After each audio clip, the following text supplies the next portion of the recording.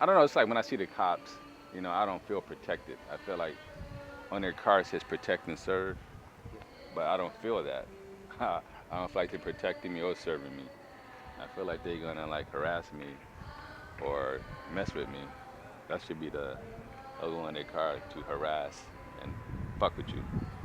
But it's kind of messed up because my daughter, she's only 11 and she doesn't even like the police. I remember one time I had got pulled over. I was picking her up from school and she was in the back seat, and the cops pulled me over. I forgot for what reason. And then she started crying. I think she was like 3 or 4 years old. She started crying real bad. And then the cop just let me go. I guess he felt kind of bad. But um, I think there should be something taught in the schools, or should be some type of pamphlet that if you get pulled over by the cops, these are your rights and this is what you should do. Like especially when you get stopped at checkpoints, you don't have to show them your ID because they're obstructing the streets.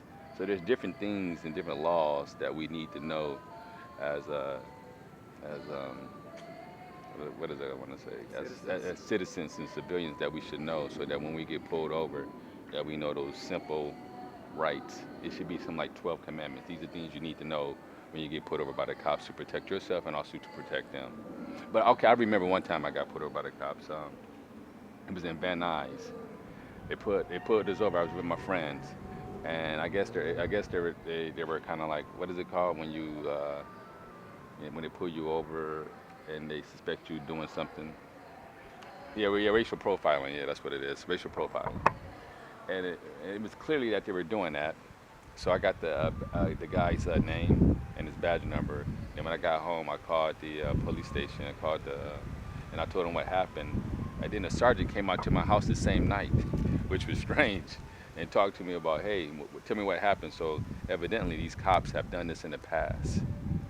So whenever you treated unfairly by the cops, or you feel disrespect or anything like that, get their badge number and their name and report it and write it in because it goes into their file, and that will uh, when it's time for like promotions or anything like that, they're going to look at that and that will stop them.